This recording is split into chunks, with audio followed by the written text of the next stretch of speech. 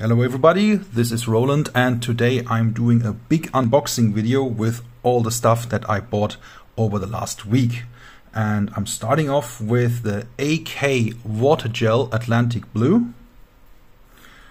Comes in a 250ml tub, which is 50ml more than what the Vallejo textures are coming in. And I'm going to use those for my Enlightened faction in Dystopian Wars.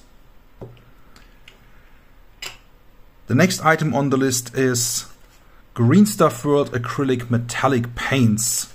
Comes in this box. 6 paints, the typical gunmetal, Mystic White, Sharkfin Blue, Quicksilver, Tin Metal Grey and Anthrax Metal.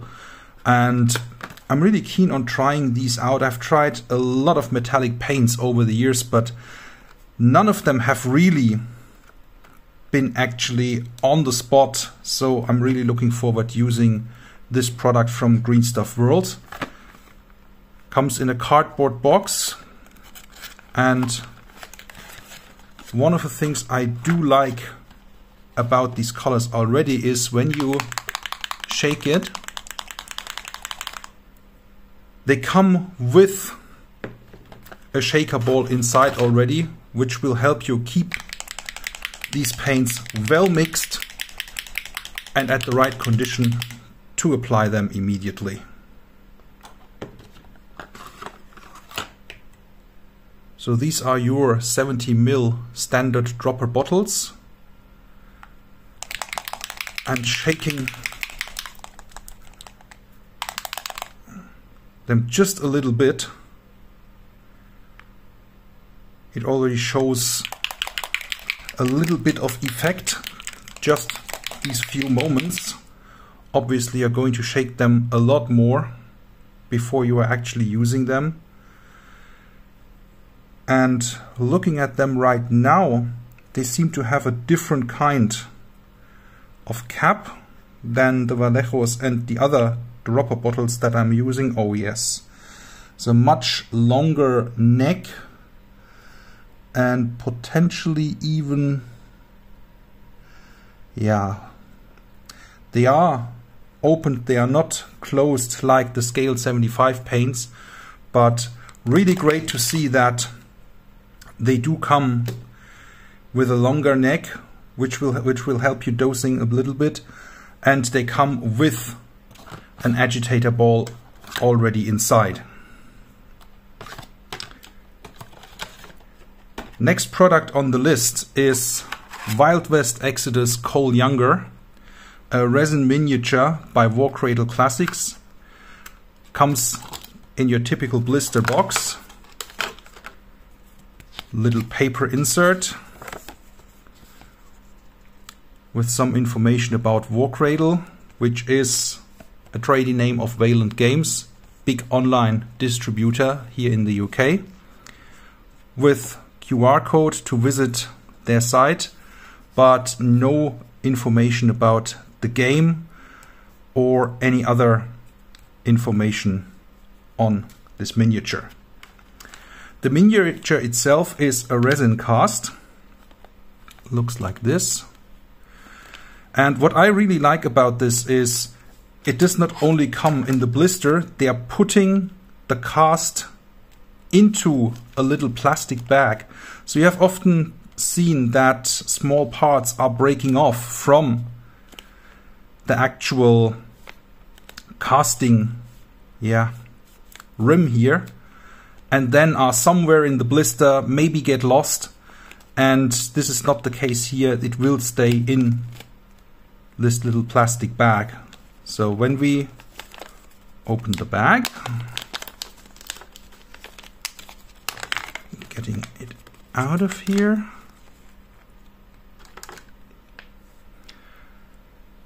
and we can see a really clean cast of the miniature.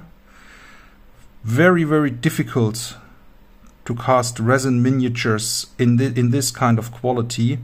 So the only thing I immediately see are a little hole here and there which is very easy to fill, even with paint alone. So after washing it and putting it together, just these two parts and the main body of the miniature, gonna put it on this base here, which seems to be the Warcradle or Wayland Games preferred base design, and then finish it off with Vallejo texture light sand. Until then, we're putting him back. Yeah, one word about this base here. It seems to be a different and somewhat higher design than what is usually around in the market. Though this is a standard 30mm base. You can see it's a little bit higher than that. And also the lipped bases, not like the beveled bases that I compared it to right now. The lipped bases are also a little bit shorter in height. Let's put it back together. Don't lose him. And go to the next items, and that is two miniatures from Knuckleduster in the US. The first one is Gbf50 the Duck, and if you are a little older semester than I am, you will certainly know who that is supposed to be. I do have a couple of other Knuckleduster miniatures which seem to be a little smaller in scale than this one, but really ever so slightly. I don't have them around, so I can't really compare them right now. But also here, very clean cast from, this is actually a digital file. Forrest told me, Forrest Harris, the owner of Knuckleduster, and they come with these MDF bases, Knuckleduster miniatures lasered into them, and you can put them in like this. I will also be using the Vallejo's texture light sand to finish them off. And all these miniatures are from their Gunfighter's Ball range, their own Wild West rule set. And the other miniature is Marshall Mitchell, obviously based on another very famous actor of Western movies. Clean cast also here, although we can see a mold line that should be very easy to resolve with a little bit of filing. Great detail on the miniature, the face, the hat, just exactly the pose from the movie that you would want to see in this miniature. So them two and Wild West Exodus Cole Younger are the start of my Dead Man's Hand faction, and I'm going to use the same miniatures for Gunfighter's Ball and Wild West Exodus. Now, final product is from the Warpath universe, Mantic Games Asterian Marionettes. I bought a couple of other miniatures together with this to build an Asterian faction for Deadzone. They come in a bigger cardboard box, and when you open them, another cardboard insert, obviously now with a lot of other stuff that I bought for Deadzone, starting with some resin miniatures. This is the resin hero of the other faction from the starter set. The starter set, as usual, comes with two factions, the Vermin and the GCPS human faction. This is the human faction.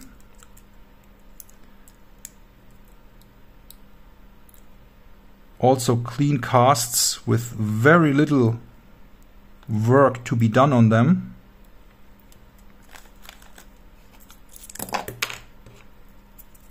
That's just me being clumsy. Yeah, very little work to do.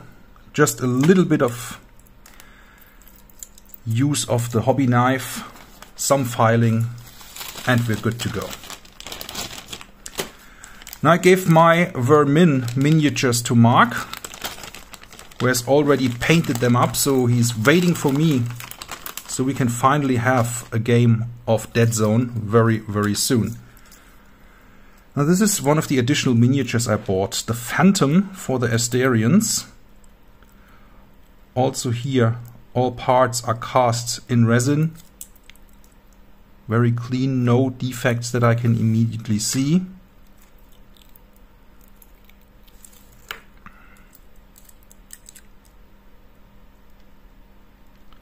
And that is, I think, the only miniature that requires major assembly.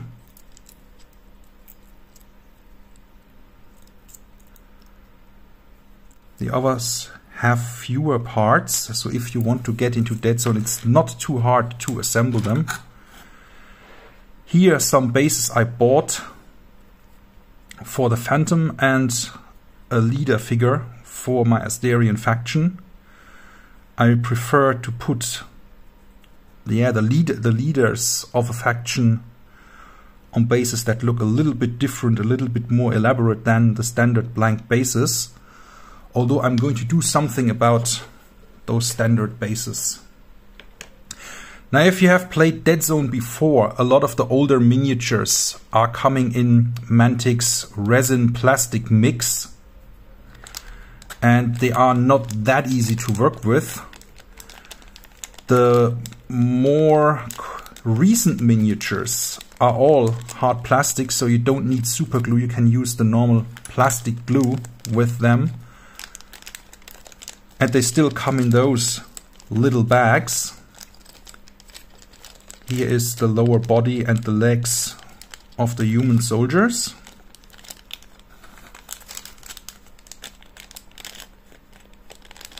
These are the bodies of the Asterians.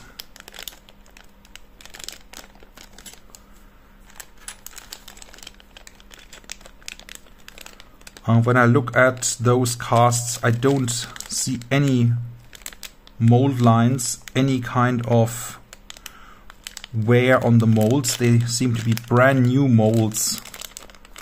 The only thing that could be classed as a mold line is ever so slightly here. Don't even think you can see it in the video.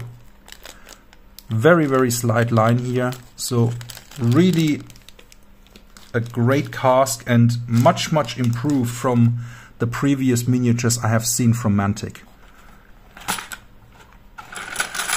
Same thing here. This is one of the drones and the remaining parts for the Asterian marionettes. Can't see any defects that would immediately jump to attention. So from my perspective and having seen previous Mantic miniatures both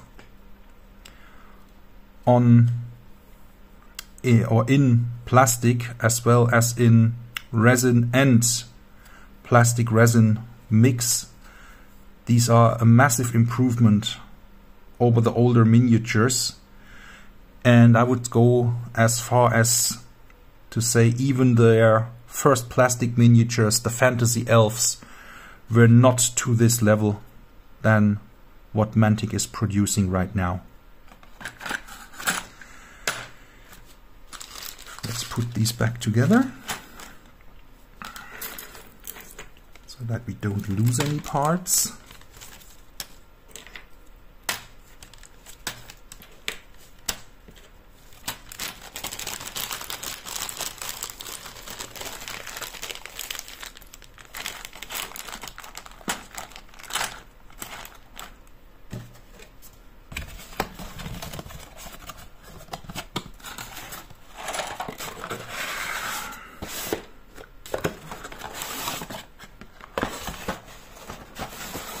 do it right.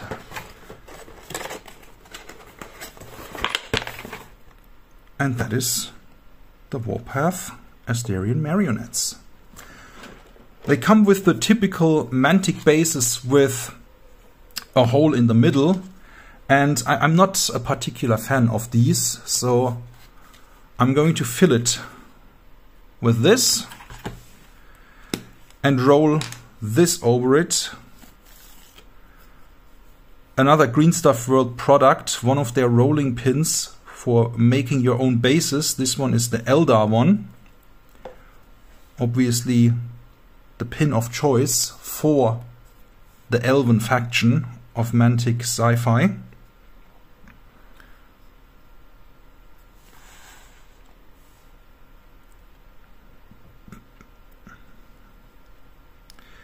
I do have other basing pads, for example this one. This is actually my oldest, which was from Happy Seppuku Model Works. Unfortunately, they are out of business since last year, so can't get a hand on these right now. Last thing I know is that they are negotiating with someone to take over their whole product line, which would be great because these basing pads are, I would say, the top basing pads you can get on the market these days. The ones you can get very, very easily in the UK, the Basius 2 and the Basius Max ones, they are great products, but they have zero flexibility. They are essentially a very hard material, while this one is flexible to some degree, and in my experience handles a little bit easier than the Basius ones. Also easier to clean, although you can see this has been much used and abused in the past 8 years or so, where I have this pad and have done hundreds, if not thousands, of bases in this particular design. More about these in another video. The next steps are doing my water bases for Dystopian Wars, and of course the bases for my Asterian marionettes. I hope you enjoyed this video. See you on the next one.